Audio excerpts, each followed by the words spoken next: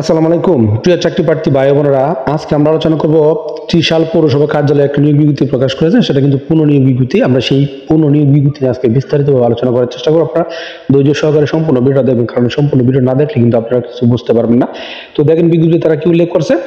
এখানে গণপ্রজাতন্ত্রী বাংলাদেশ সরকার স্থানীয় সরকার পল্লী উন্নয়ন ও সমবায় মন্ত্রণালয়ের স্থানীয় সরকার বিভাগ পুরো নং 1 স্মারক নং এত এবং তারিখ 4/7/2023 তারিখ মূল ছাড়পত্র মূল্যে ত্রিশাল পৌরসভার নিম্নবর্ণিত শূন্য পদ সময় অস্থায়ী ভিত্তিতে কর্মচারী নিয়োগের বর্ণিত শর্তাবলী সাপেক্ষে বাংলাদেশের প্রকৃত নাগরিকদের নিকটতে সাদা কাগজে স্বহস্তে লিখিত দরখাস্ত তারা আহ্বান করতেছে।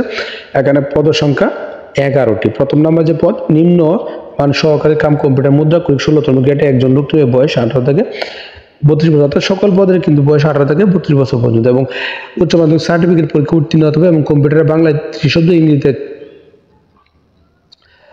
বাংলায় 30 এবং ইংরেজিতে 40 মিনিটের শব্দের গতি থাকে, অর্থাৎ আপনার বাংলায় 30 শব্দ, ইংরেজিতে 40 শব্দ গতি রাখতে হবে। পৌরসভার 70 শ্রেণী কর্মচারীদের ক্ষেত্রে বয়সীমা শিথিলযোগ্য হতে হবে। এ পদের জন্য নির্ধারিত শিক্ষাগত যোগ্যতা আপনার থাকতে হবে। এবং 2 নম্বরে যে সহকারী লাইসেন্স পরিদর্শক 16তম গ্রেডে একজন লোক টিপে উচ্চ মাধ্যমিক সার্টিফিকেট পরীক্ষা উত্তীর্ণ হলে কিন্তু আপনারা আবেদন করতে পারবেন। এবং সহকারী কর আদায়কারী 15তম গ্রেডে একজন লোক টিপে আপনি স্নাতক পাস হতে হবে। এবং 4 নম্বরে যে পদ স্যানিটারি ইন্সপেক্টর একজন লোক টিপে 13তম গ্রেডে আপনি যদি এইচএসসি এবং মেডিকেল টেকনোলজিতে স্যানিটারি ইন্সপেক্টরশিপ, তবে 3 বছরের কোর্স সম্পন্ন প্রার্থী পাওয়া না গেলে 1 বছর সমমানের কোর্স সম্পন্ন প্রার্থীদেরকে নিয়োগ দেওয়া হবে। এক্ষেত্রে কোনো বেতন বিধি মোতাবেক নির্ধারণ প্রদান করা হবে। এবং 5 নম্বরে যে পদ ঠিকাদানকারী পুরুষ একজন লোক টিপে বয়সে 17তম গ্রেডে একজন লোক টিপে এবং শিক্ষাগত যোগ্যতা মাধ্যমিক স্কুল সার্টিফিকেট পরীক্ষা এবং টিকা খালের প্রশিক্ষণ প্রাপ্তে অগ্রাধিকার দেওয়া হবে। 6 নম্বরে যাব টিকা দানকারী মহিলা, এখানে 17তম গ্রেডে একজন লোক টিপে শিক্ষাগত যোগ্যতা আপনার মাধ্যমিক স্কুল সার্টিফিকেট পরীক্ষা এবং টিকাদান কাজে প্রশিক্ষণ প্রাপ্ত প্রার্থীদেরকে তারা অগ্রাধিকার প্রদান করবে। এবং 7 নম্বরে যে পদ সুপারভাইজার, তারা 16তম গ্রেডে একজন লোক টিপে আপনি যদি এইচএসসি পাস হন এবং বাস্তব কাজে অভিজ্ঞতা থাকে তাহলে আপনি আবেদন করতে পারবেন। 8 নম্বরে সার্বিয়ার পদে একজন লোক টিপে 15তম গ্রেডে আপনার যদি কোনো শিক্ষিত প্রতিষ্ঠান হতে সার্বিয়াশিপ বা অবার্ষিক বা সমমানের শিক্ষাগত যোগ্যতা থাকে তবে আপনি বাস্তব অভিজ্ঞতা সম্প্রার্থীর ক্ষেত্রে অগ্রাধিকার প্রদান করবে। এবং 9 নম্বরে ট্রাক বা ট্রাক্টর চালক একজন লোক টিপে 15তম গ্রেডে 8ম শ্রেণী পাস সহ বৈধ ড্রাইভিং লাইসেন্স এবং 3 বছরের কাজে অভিজ্ঞতা থাকতে হবে। 10 নম্বরে পাম্প চালক 2 জন লোক টিপে 8ম শ্রেণী পাস এবং সংশ্লিষ্ট কাজে 2 বছর অভিজ্ঞতা থাকতে হবে এবং সার্টিফিকেট দারিগণকে অগ্রাধিকার প্রদান করা হবে। এবং 11 নম্বর জিপ চালক একজন লোক টিপে 16তম গ্রেডে 10ম শ্রেণী পাস হতে হবে এবং বাড়ি যানবাহন চালানো আপনার বৈধ ড্রাইভিং লাইসেন্স থাকতে হবে এবং 2 বছরের কাজের অভিজ্ঞতা থাকতে হবে। তো এই পদগুলিতে আবেদন করতে গেলে আপনার কিছু শর্ত মানতে হবে।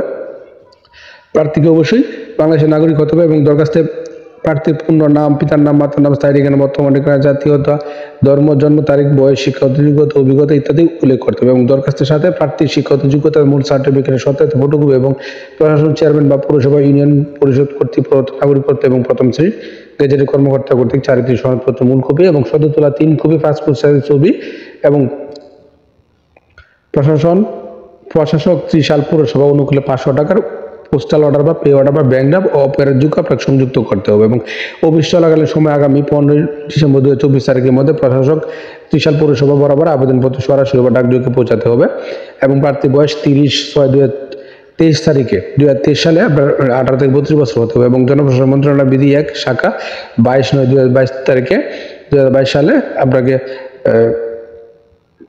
প্রশাসনিক অফিস আদেশে অনুসরণ করতে হবে। এবং আরও অনেকগুলো শর্ত দেওয়া আছে। আপনারা এই সবগুলো শর্ত ভিডিওটা পজ করে সবগুলো শর্ত পড়বেন, পরে বুঝে শুনে অবশ্যই কিন্তু আপনার নিজ দায়িত্ব আবেদনটা করবেন। এবং আবেদনে কিন্তু আপনাকে স্পষ্ট ফেরত কামটা সংযুক্ত করতে হবে। ফেরত কামটা 9.5 ইঞ্চি বা 4.5 ইঞ্চি 10 টাকার মূল্যে কার্ড সংযুক্ত করতে হবে। এবং কামের উপর অবশ্যই স্পষ্ট করে আপনার নাম উল্লেখ করতে হবে।